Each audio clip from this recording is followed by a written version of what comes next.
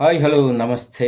Welcome to BVR TV official. మిత్రులారా, నేను మీ బీవీఆర్ని. తెలంగాణతో పాటు ఇరు రాష్ట్రాల్లో దేశ వ్యాప్తంగా సంచలనం రేపుతున్న ఫోన్ ట్యాపింగ్ కేసు. సో అది ఎప్పటి నుంచో నడుస్తుంది వ్యవహారం. సో కేసీఆర్ హయాంలో ఫోన్లు ట్యాప్ చేశారు రాజకీయ నాయకులవి, అలాగే సినిమాకు సంబంధించిన వాళ్ళవి, మిగతావి ప్రైవేటు అందరి ఎవరు సంబంధించిన ట్యాపింగ్ చేశారు అన్నది ఆరోపణ. మరి నిజంగా కేసీఆర్ గవర్నమెంట్ తప్పు చేసి ఉంటే తెలియదా మీకు?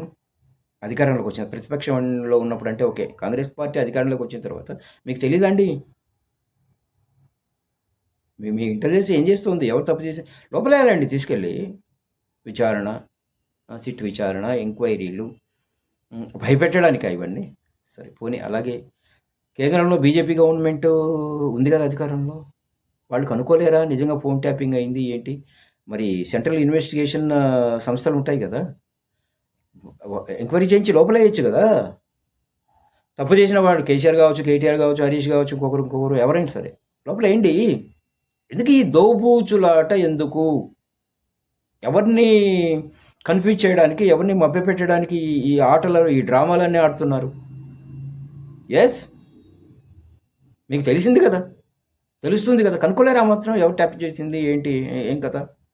ఎందుకండి వేచి చూస్తున్నారు? ఎందుకు?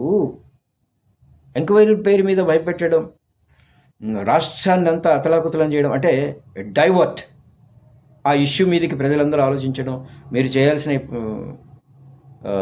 ఏమైతే చెప్పారో ఆ వాగ్దానాలు మర్చిపోయి దాని మీద ఉండడం. ఏంటి? ఎక్కడ ఏంటి అసలు ఏం జరుగుతుంది గవర్నమెంట్లో? రెండు తెలుగు రాష్ట్రాల్లో కూడా అసలు ఏం జరుగుతుంది అర్థం కావట్లేదు.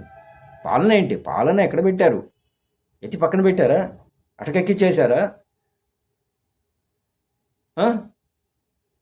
ఏమిటండి? ఏమిటి సార్ ఇది? ఏం జరుగుతుంది అసలు? ఒకసారి బుర్రబెట్టి ఆలోచించండి. ప్రజల చేతుల్లో ఇప్పుడు ఫోన్లు ఉన్నాయి. ప్రతి క్షణం ఏం జరుగుతుందో చూస్తూ ఉన్నారు. ఎక్కడ ఏం జరుగుతుంది క్షణం.